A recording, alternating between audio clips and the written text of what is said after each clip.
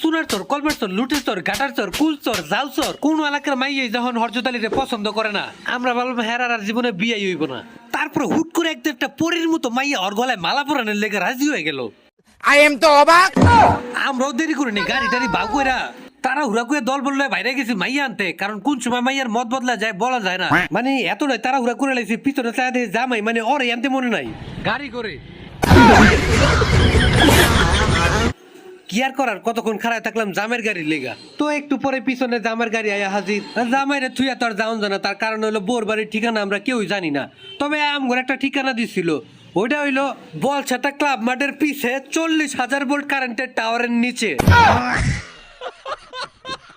যাই হোক, অবশেষে আমরা পাহাড়ের উঁচা নিচা রাস্তা ধরে চলা শুরু করলাম। অনেকে আবার কইতে পারেন কেরানীগঞ্জে পাহাড় এলো কই থেকে। আরে ভাই, চণ্ডীপুরের পরে থেকে এই সাতটা পর্যন্ত এত পরিমাণ ভাঙ্গাচুরা রাস্তা যে কোমরের বিয়ারিং বোরিং খুইলে হাতে পড়তেছিল। কমর মামার ভাঙ্গে যেতে থাকা কই যায় বিয়া করতেছে। হ্যাঁ, কি বলছিস তুই?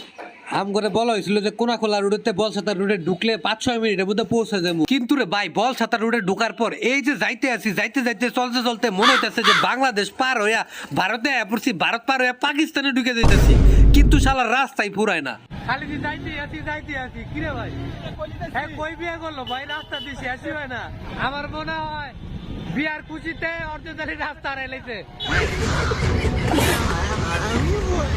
যাই হোক, পরবর্তীতে 3-4 মাস লাগায়া 4-5 হাজার কিলোমিটার গাড়ি চালানোর পর অবশেষে বিয়ার গেট দেখতে পাইলাম। এত কষ্ট করে এত দূর আসার পর যখন বিয়ার গেটটা দেখলাম, ভাই মনে হইলো হরজত আলীর না আমার বিয়া। খুশিতে আত্মহারা হয়ে দৌড়ে বিয়ার গেটের সামনে গেলাম, কিন্তু যা দেখি এটা হরজত আলীর বিয়ার গেট না, ওয়াজ মাহফিলের গেট।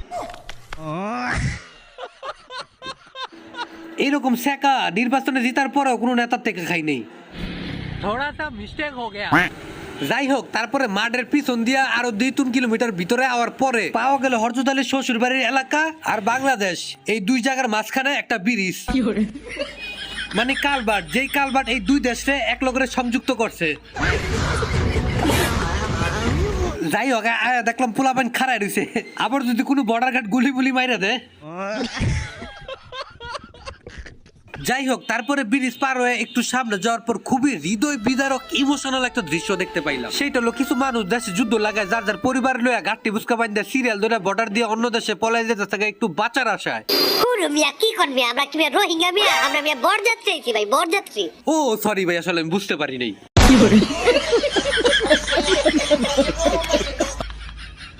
আপনারা এখন আমার কি দোষ, সাগরে দেখে কি মনে হইতেছে যারা বরযাত্রী আইছে। অবশেষে ফাইনালি অনেক বাধা বিপত্তি, অনেক কষ্ট কইরা দৌড় ছাপ কইরা আইসা পৌঁছাইলাম সেই কাঙ্ক্ষিত জায়গা, যেখান থেকে হরজত আলীর ইয়ে করার জন্য লাইসেন্স দেওয়া হবে, মানে ওই ইয়ে আর কি, বিয়া করে বউ নিয়ে ঘুরার পারমিশন আর কি। আপনারা আবার উল্টা পাল্টা কিছু ভাইবেন না। তারপর মোটামুটি জামাইরে 1 ঘন্টা খাড়া করে রাখার পর গরুর ঘরের একটা চাদর এনে বিছাই দিল বহনের লিগা। এইটা কি কোনো কথা? না মানে গরুর ঘর টানে নাই, কিন্তু সত্যি কথা অনেকক্ষণ তারা করে রাখছিল। কিন্তু জামাই আইতে না আইতে জুতা চুরায় হাজির। ও সরি, এটা জুতা চুন, এটা আমার নিজে গেল এই বিয়ার জুতা রক্ষা অফিসার আলামিন স্যার। কিন্তু বাংলাদেশের বাকি অফিসার মতো এটাও ঘুষখোর। আইএম গো বিপক্ষ পার্টির লোকে জুতা চুরির টাকা ভাগাভাগি কইরা ছাড়ছে। 100 চুক্তি করছি, আমি 100 বাড়াই দিই তাহলে পরসাটা পরে যাবো। যাই হোক, তারপর বিয়েন করে দেখলাম বাড়িতে ট্যাঙ্ক না থাকার কারণে হলদি মশলা শরবত বানাই নিয়ে এলো। যেই শরবত দেখে জামাই পুরো টেনশনে পড়ে গেছে। পরিস্থিতি নিয়ন্ত্রণে আনার লেগে কইলাম যে সবাই খারায় সালাম দেও, কিন্তু শালা এত সুন্দর করে সালাম দেওয়ার পরেও জোর করে এই হলদি মশলার ফাঁকি জামাই রে খাওয়াই বই। কিন্তু আমগো জামাই চালাক মানুষ করলো, ঠিক আছে খামু, কিন্তু জোরাজুরি করতে পারবেন না। তো হুইন্না কন্যা পক্ষ করলো ঠিক আছে আপনি খাইলেই চলবো। তো জামাই করলো কি,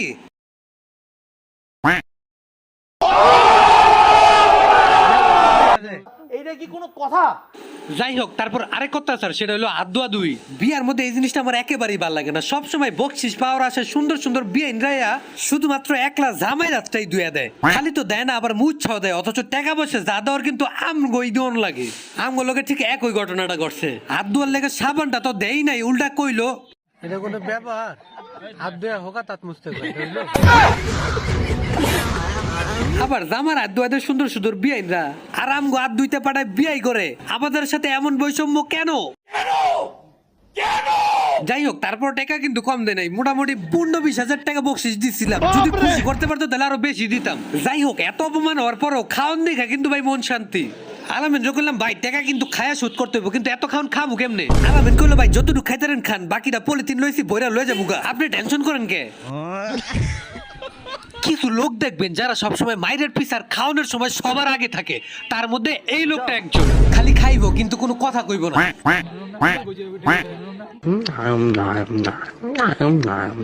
रुको जरा सबर करो। ক্যামেরা দেখে একটু ডঙ্গের আইসা আসলাম। ভাবলাম একটু জামাইরা খাওয়াই দনের ভং ধরি, কিন্তু জামাই সত্যি সত্যি খাওয়া শুরু করছে। যাই হোক, আমরা এবার ভদ্র মানুষের মতো খাওয়া শুরু করলাম। लेकिन ये साला कर क्या रहा है यहाँ पे?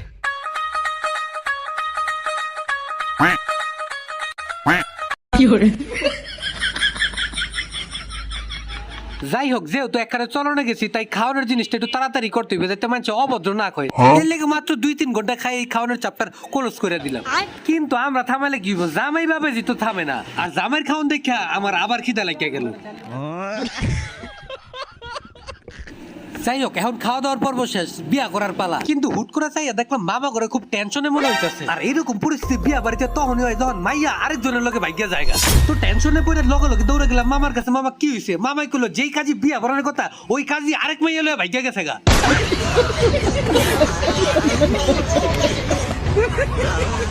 তার মানে নতুন কাজে এতে দেরি হইব। চিন্তা করলাম এতক্ষণ একটু ঘুরা গাইরা আহি। আর পরিবেশটাও আসলে অনেক সুন্দর।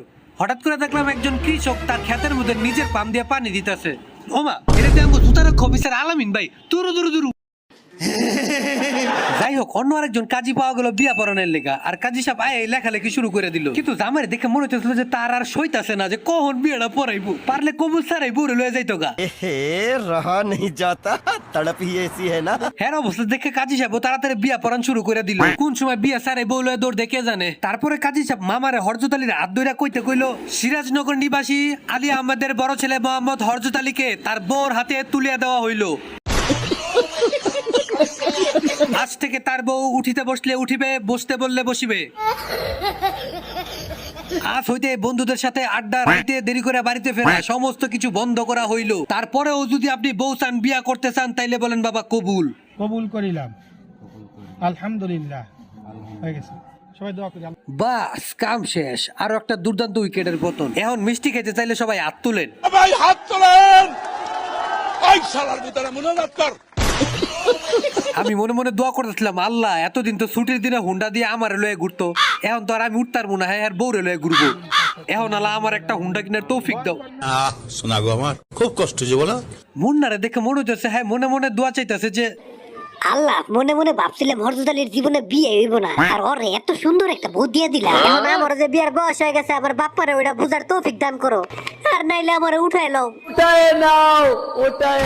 আমগো মধ্যে সমুদ্র দেখে মনে হচ্ছিল সবচেয়ে খাস দোয়াটা ওই করতেছে। আল্লাহ, হরজত আলীও তো বিয়ে করে ফেলাইলো, আমার বিয়ে নাও, অন্তত পক্ষে এবার আমার একটু মোটা বানাই দাও। তবে নিলয় খুব ভালো মানুষ, ও খুব ভালো দোয়া করতেছিল, এটা আমি জানি। আল্লাহ, বিয়ে করে আমি যে ধরাটা খাইছি, হরজত আলীর ওই বালা মুসিবতে বাঁচাই রাখো। এদিকে আমগো বড় ভাই তামজিৎ মনে মনে একটা দোয়াই করতেছিল, আল্লাহ, বউ, গার্লফ্রেন্ড, মাইয়া মানুষ, এই তিনটা জিনিস যাতে আমার জীবনে কখনোই না আসে। এই মুসিবত গুলার থেকে তুমি আমার রক্ষা করো, আমি সারা জীবন চিরকুমার থাকতে চাই। যাই হোক, পরিশেষে বিয়ের সামাজিক, ধার্মিক, সরকারি সকল নিয়ম কানুন সম্পূর্ণ হইল। আচ্ছা, বিয়ার পর একটা জামাইয়ের মনে কতটা আনন্দ, কতটা খুশি লাগে এটা কি আপনারা জানেন? চলেন আপনার করে দেখাই।